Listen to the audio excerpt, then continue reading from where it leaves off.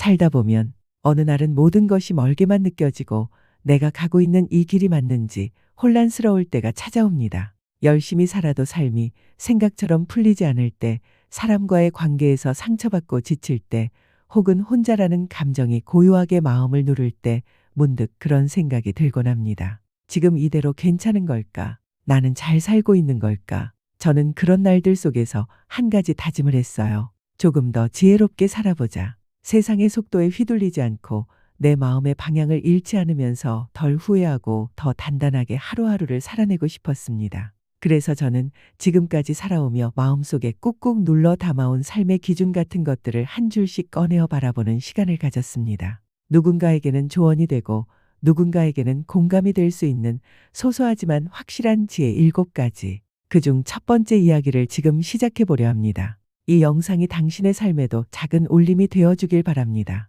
지금 이 주제가 마음에 드신다면 좋아요와 구독 그리고 알림 설정까지 한 번씩 눌러주시면 감사하겠습니다. 당신의 응원이 이야기를 더 멀리 그리고 더 깊이 전하는 힘이 됩니다. 자, 그럼 이제 첫 번째 진리, 나를 이해하고 받아들이기에 대해 이야기해 볼게요. 사람들은요, 대체로 나를 바꾸고 싶다는 말은 많이 하지만 나를 이해하고 싶다는 말은 의외로 많이 하지 않습니다. 그런데 생각해 보면 내가 누구인지 정확히 아는 사람은 바뀌어야 할 부분도 더 정확히 알고 있고 굳이 바꾸지 않아도 괜찮은 부분도 알아차릴 수 있는 힘이 있더라고요. 저는 꽤 오랫동안 자기 자신을 부정하는 습관을 가지고 살았습니다. 왜 나는 저 사람처럼 사교적이지 못할까? 왜 나는 쉽게 지치고 감정에 휘둘릴까? 왜 나는 늘 어딘가 부족하게 느껴질까? 그런 생각이 반복되다 보니 나는 항상 틀렸고 그래서 늘 고쳐야만 한다고 느꼈죠. 하지만 시간이 지나고 저 자신을 조금씩 더 자주 바라보게 되면서 그 모든 생각이 꼭 진실은 아니었다는 걸 알게 되었어요. 내가 예민한 만큼 누군가의 미묘한 표정을 먼저 읽을 수 있고 내가 쉽게 지치는 만큼 더 깊은 휴식의 가치를 아는 사람이었고 내가 사교적이지 않은 만큼 한 사람과 오래 진하게 관계를 맺는 그런 성향을 가진 사람이었던 거죠. 이처럼 나를 받아들이기 시작하니 살아가는 리듬이 훨씬 편안해졌습니다. 누군가와 비교하지 않고 내 삶의 패턴에 맞게 하루를 조율하는 것이 오히려 효율적이고 오래 유지되더라고요. 그리고 무엇보다 그렇게 나를 이해하고 받아들이게 되니 타인에 대한 이해와 수용도 조금씩 넓어지기 시작했습니다. 자기 자신에게 따뜻해지는 만큼 타인에게도 온유해질 수 있다는 걸 저는 이 첫 번째 진리를 통해 배웠습니다.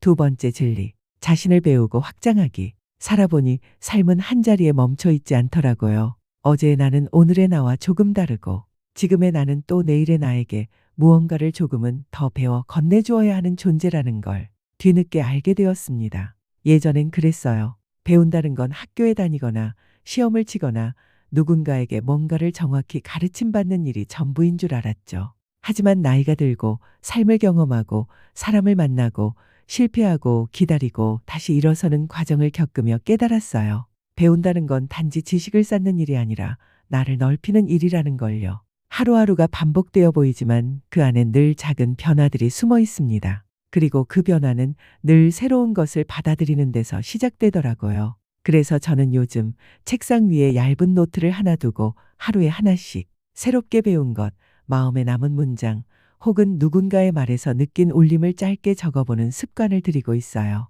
꼭 대단한 것이 아니어도 좋습니다. 누군가의 한마디 속에 숨어있던 지혜, 길가에 핀 꽃을 보고 느낀 계절의 흐름, 혹은 내가 놓쳤던 내 감정 하나, 그 모든 게 나를 넓히는 씨앗이 됩니다. 중요한 건 그걸 얼마나 빨리 많이 아느냐가 아니라 얼마나 꾸준히 내 삶 안으로 가져올 수 있느냐는 거예요. 가령 예전에 읽었던 책 속에서 배움은 기억이 아니라 실천에서 완성된다 라는 문장을 본 적이 있어요. 그 말이 오래도록 가슴에 남더라고요. 그래서 저는 배운 것을 곧바로 일상에 녹여보려고 노력합니다. 예를 들어 감정을 억누르지 말고 알아차려라는 조언을 들었다면 그날 하루 내 감정을 조금 더 자주 들여다보려 하고, 고정비를 줄이는 연습을 해보라는 재정 관련 강의를 들었다면 그 주에는 카드 명세서를 자세히 들여다보는 식으로요. 이렇게 작지만 실천 가능한 배움들이 쌓이고 쌓이면 어느새 나도 모르게 삶의 패턴이 조금씩 바뀌고 그 변화가 내 삶의 방향을 조금 더 좋은 쪽으로 조용히 이끌고 있음을 느끼게 됩니다.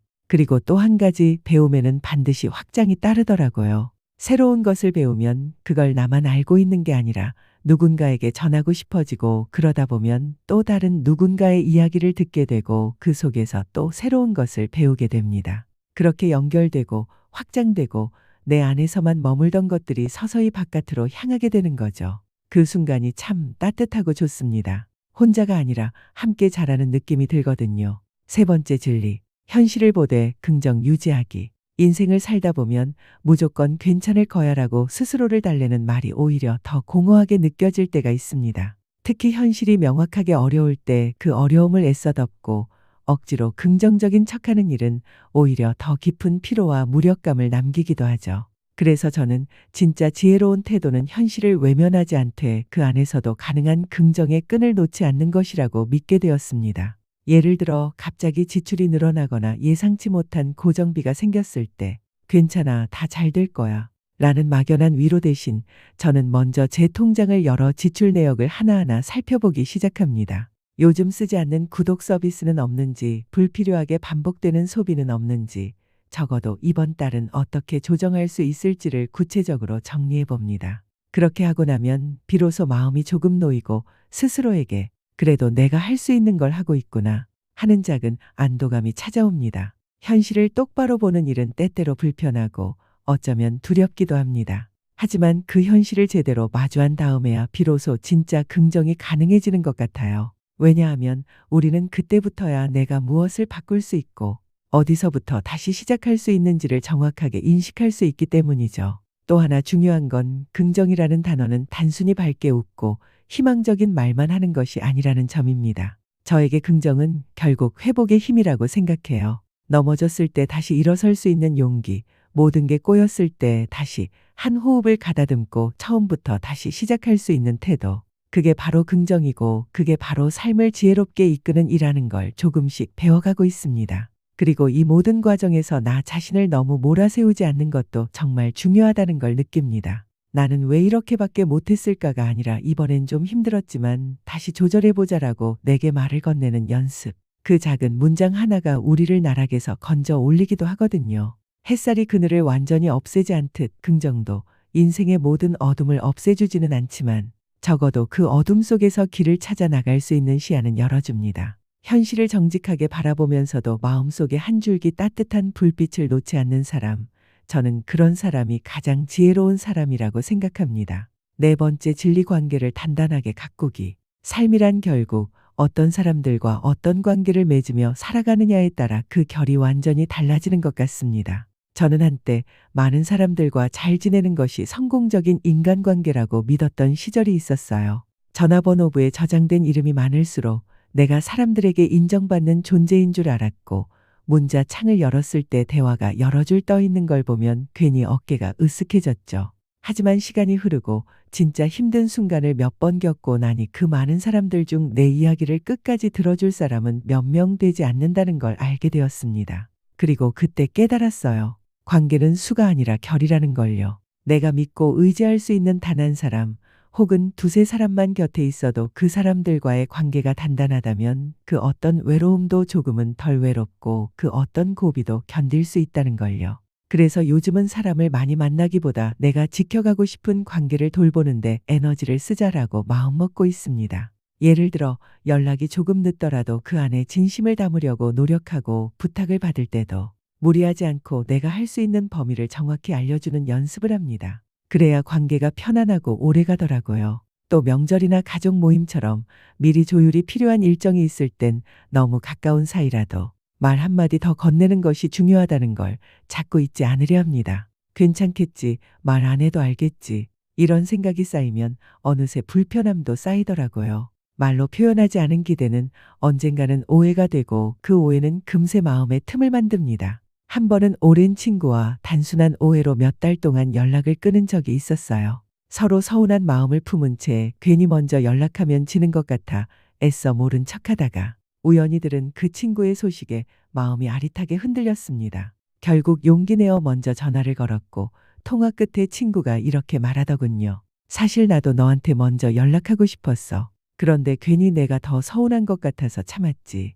그날 이후 저는 깨달았습니다. 소중한 사람일수록 오히려 더 자주 표현하고 때로는 자존심보다 다정함을 먼저 꺼내야 한다는 걸요. 관계를 지킨다는 건 한 번의 큰 노력이 아니라 작은 정성과 진심이 조금씩 그러나 끊이지 않고 쌓이는 꾸준한 마음의 누적입니다. 다섯 번째 진리 지금에 집중하기. 사람의 마음이란 참 신기해서 몸은 여기 있어도 생각은 늘 어딘가를 헤매고 있을 때가 많습니다. 밥을 먹으면서도 다른 사람의 말을 떠올리고 길을 걷다가도 다음 약속, 다음 일정, 다음 걱정을 먼저 꺼내오고 휴대폰을 열면 어느샌가 머리는 알림창에 휘둘려 버리고 맙니다. 저도 그랬습니다. 눈앞에 있는 이 순간보다 조금 앞서 있을지도 모를 상황에 늘 예민하게 반응하고 지금보다는 나중에 다가올 무언가를 먼저 걱정하느라 정작 지금을 제대로 살지 못했던 날이 많았죠. 그런데요, 어느 날 문득 출근길 지하철 안에서 이어폰을 잠깐 뺐을 때 무심히 흘러나오는 안내 방송과 창문 밖으로 지나가는 하늘과 나무들, 그 사이를 걷는 사람들, 그리고 햇살에 번져 있는 도시의 풍경이 참 낯설게 다가왔어요. 그게 그렇게 아름다울 줄은 몰랐습니다. 아, 나는 지금까지 내 일상을 보지 않고 지나쳤구나. 그 사실이 조금 서글프고 많이 미안하더라고요. 그 이후로 저는 작은 실천 하나를 시작했어요. 하루에 단 10분 휴대폰을 끄고 조용히 주변을 바라보거나 혼자서 차 한 잔을 마시는 시간을 의식적으로 만들어 보기로 한 거죠. 처음엔 어색했지만 그 시간이 반복되면서 놀라운 일이 생겼어요. 마음이 조용해졌고 지금 이 순간의 소리와 향기, 빛과 온도를 제 감각으로 다시 느낄 수 있게 되었습니다. 지금에 집중하는 삶은 거창한 수양의 길이 아니라 작은 습관의 반복에서 시작된다는 걸 알게 되었어요. 예를 들어 하루의 시작을 알람에 쫓기듯 일어나는 대신 잠시 창문을 열고 바깥 공기의 온도를 느껴본다든지, 식사를 하면서 핸드폰을 내려두고 음식의 색과 냄새, 질감을 천천히 느껴본다든지, 그런 사소한 순간들이 삶을 훨씬 깊고 고요하게 만들어준다는 걸요. 지금에 집중한다는 건 불안한 미래를 잊어라라는 뜻이 아니라 현재를 살아내는 힘을 기르자라는 조용한 다짐 같은 것입니다. 우리가 흔히 말하는 후회나 아쉬움도 사실은 그때의 지금을 제대로 살지 못했기에 남는 감정 아닐까요? 그래서 저는 오늘도 이 순간을 조금 더 온전히 살아보려고 합니다. 지금 여기 이 말에 귀 기울이고 계신 당신처럼요. 여섯 번째 진리, 희망을 유지하는 생활 습관. 살면서 정말 힘들었던 순간들이 있습니다. 무언가 하나라도 잘 풀렸으면 좋겠다고 바랐지만 아무 일도 내 뜻대로 흘러가지 않던 때, 눈앞이 막막하고 잠에서 깨어나는 것조차 버겁게 느껴지던 날들 말이에요. 그럴 땐 희망을 가져야 해라는 말조차 허무하게 들리곤 합니다. 왜냐하면 희망이란 게 언제부터인가 마음 먹는다고 생기는 게 아니라는 걸 우리는 알고 있기 때문이죠. 하지만 그런 순간에도 무너지지 않고 다시 마음을 추슬러 일어날 수 있었던 건 기적 같은 희망이 아니라 작고 단단한 생활 습관들 덕분이었습니다. 저는 아침에 일어나면 가장 먼저 햇빛이 드는 창을 엽니다. 어떤 날은 흐리고 어떤 날은 맑고 어떤 날은 비가 내리기도 하죠. 하지만 그걸 바라보는 순간 오늘이라는 하루가 다시 시작되었다라는 단순하지만 명확한 사실이 제 안에 작은 숨을 불어넣습니다. 그리고 정해진 시간에 식사를 하고 가끔은 일부러 멀리 있는 마트까지 걸어가며 천천히 장을 보고 돌아오는 길에 계절이 바뀌는 소리를 듣습니다. 이렇게 별것 아닌 듯한 일상이 사실은 나를 지탱하고 있었더라고요. 희망이란 갑자기 찾아오는 위로가 아니라 내가 내 삶을 어떻게 관리하고 있느냐에 따라 천천히 자라는 나무 같은 것 같습니다. 불규칙한 식사, 무너진 수면, 계획 없는 하루 속에서는 그 어떤 위로도 오래 머무르지 못하더라고요. 그런 점에서 생활 습관은 단순히 몸의 건강을 위한 것이 아니라 마음의 근육을 길러주는 일이기도 합니다. 그리고 또 하나, 혼자서 버티려고만 하지 않는 용기. 그것도 희망을 유지하는 중요한 요소라는 걸 저는 늦게서야 알게 되었어요. 예전엔 나약해 보일까봐 혹은 민폐가 될까봐 도움을 요청하는 일이 쉽지 않았습니다. 하지만 어느 날 오히려 누군가에게 마음을 열고 요즘 내가 좀 지쳐가고 있나 봐 라는 말을 꺼냈을 때 그 사람의 한마디 위로가 그날 하루를 무사히 버티게 해주었던 적이 있었습니다. 희망은 내가 나를 위해 준비해 놓는 작은 안전장치이고 가끔은 타인의 말 한마디 속에 숨어 있다가 예기치 않게 나를 다시 일으켜 세우는 은은한 등불 같기도 합니다. 그러니 우리가 지혜롭게 살고 싶다면 먼저 우리의 일상부터 조금 더 정갈하게, 조금 더 따뜻하게 돌봐야 하지 않을까요? 일곱 번째 진리, 나누며 살아가기. 인생의 어느 지점쯤 오면 무언가를 갖는 일보다 무언가를 나누는 일에서 훨씬 더 깊은 기쁨이 찾아온다는 걸 비로소 느끼게 됩니다. 젊었을 땐 그랬어요. 조금이라도 더 벌고 더 좋은 것을 사고 더 인정받는 위치에 오르고 싶었습니다. 내가 가진 것을 지키는 것 혹은 더 많이 갖는 것이 당연한 목표였고 그래야 안정되고 성공한 삶이라고 믿었죠. 그런데 시간이 흐르고 삶의 상처도 겪고 소중한 사람들과의 이별도 경험하고 나니 조금씩 생각이 바뀌었습니다. 내가 가진 시간, 내가 쌓아온 지식, 내 곁에 있는 물건들, 그리고 마음 안에 켜켜이 쌓인 이야기를 누군가와 나누는 일, 그것이야말로 내 삶을 더 깊고 풍요롭게 만드는 진짜 소유라는 걸 깨닫게 된 거죠. 요즘 저는 가끔 집안을 정리하다가 잘 읽지 않는 책들을 골라 동네 도서관이나 작은 독서 모임에 기부합니다. 언젠가는 어떤 분이 그중 한 권을 꺼내며 이 책이 지금 제게 정말 필요했어요. 라고 말했을 때 말할 수 없이 따뜻한 기운이 가슴 가득 퍼졌던 기억이 있어요. 그날 저는 알았습니다. 내가 가진 무언가가 누군가의 하루의 온기를 불어넣을 수 있다면 그 자체로 충분히 의미 있는 삶이구나. 우리는 종종 무언가를 나눈다는 걸 거창하게만 생각합니다. 큰 기부, 대단한 헌신, 혹은 시간과 돈이 여유로워야 가능한 일처럼 말이죠. 하지만 사실은 그렇지 않습니다. 가까운 이웃에게 반찬 한 그릇을 나누는 마음, 지하철에서 만난 낯선 이에게 조용히 자리를 양보하는 배려, 혹은 누군가의 이야기를 끝까지 들어주는 그 시간의 선물조차 나눔이 될 수 있습니다. 그리고 그 나눔은 결국 나 자신에게 돌아옵니다. 더 깊은 관계, 더 건강한 자존감, 더 단단한 하루를 선물처럼 가져다 주죠. 나눔은 단지 무엇을 얼마나 주었느냐의 문제가 아니라 어떤 마음으로 주었는가에 대한 이야기입니다. 저는 앞으로도 제게 주어진 것들을 조금씩 흘려보내며 살고 싶습니다. 그것이 작고 소박하더라도 누군가에게 작지만 따뜻한 기억이 된다면 그걸로 충분하니까요. 우리는 그렇게 서로의 하루의 작은 온기를 나누며 함께 살아가는 존재니까요. 7가지 진리를 돌아보며 지혜롭게 산다는 것의 의미를 생각해 보기로 합니다. 돌아보면 지혜롭게 산다는 건 무언가 대단한 걸 이루는 삶이 아니라 아무도 모르게 흘러가는 하루하루 안에서 나를 단단히 세우고 주변을 따뜻하게 바라보며 살아가는 것이라는 걸 조금은 알 것 같습니다. 우리가 지금껏 함께 나눈 7가지 진리들, 그건 모두 거창하지 않고 사소해 보이지만 사실은 삶의 가장 깊은 뿌리를 이루는 것들이었습니다. 나를 이해하고 받아들이는 일, 이건 내 존재를 있는 그대로 인정하고 그 안에서 나만의 속도와 리듬을 찾는 일이었습니다.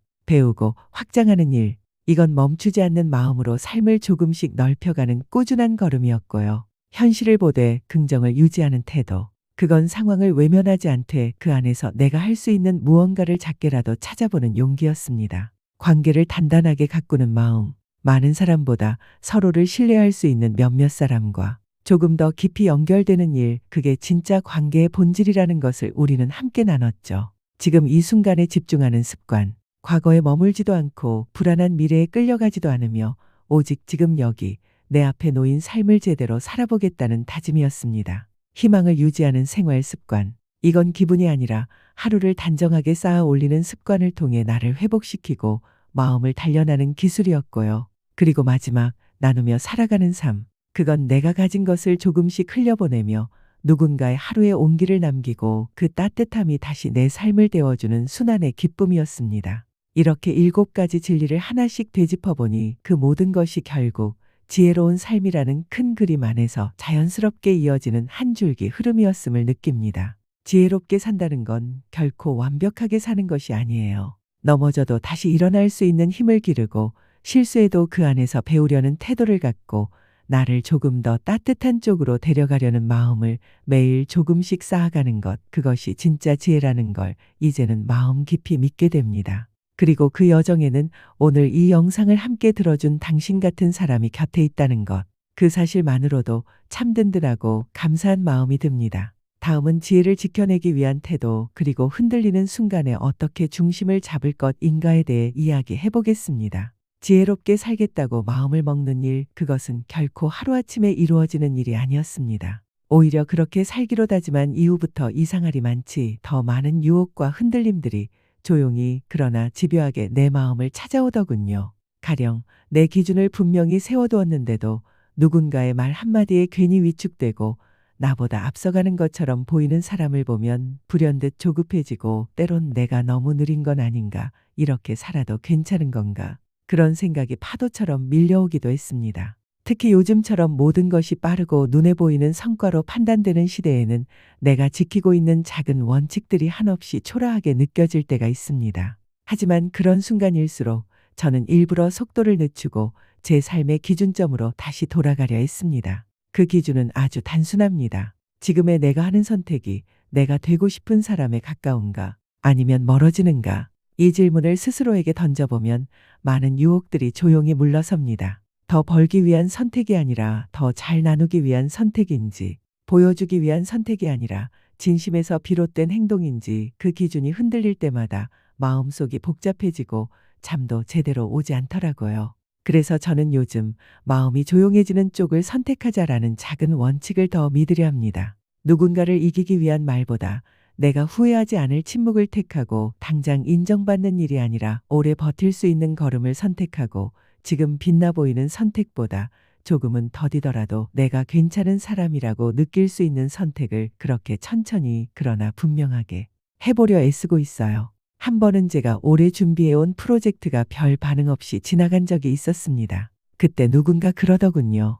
그 시간에 그냥 조회수 잘 나오는 걸 하지 그랬어. 그 말이 너무 현실적이라 잠시 흔들렸습니다. 그런데 다시 제 마음을 들여다보니 그 작업을 하던 순간 나는 꽤 즐겁고 의미 있었고, 무엇보다 그 작업이 지금의 나를 조금 더 단단하게 만들었다는 걸 부정할 수 없었습니다. 결국 사람의 중심은 외부가 아니라 내부에서 지켜지는 거고, 그 중심은 수많은 선택의 순간들 속에서 내가 나를 실망시키지 않기 위해 조금씩 지켜온 마음들이 쌓여 비로소 만들어지는 것이더군요. 지혜롭게 산다는 건 정답을 많이 알고 있다는 뜻이 아니라 혼란의 순간마다 내가 무엇을 믿고 살아가기로 했는지를 조용히 기억해내는 용기라고 생각합니다. 조용한 결론, 그리고 당신께 드리는 마지막 한마디 이야기를 시작할 땐 그저 제 삶을 돌아보며 소중히 꺼내놓은 진심 몇 조각을 전해드리고 싶다는 마음뿐이었는데, 이제 마무리에 다다르고 보니 이 이야기가 나 자신을 더 깊이 들여다보는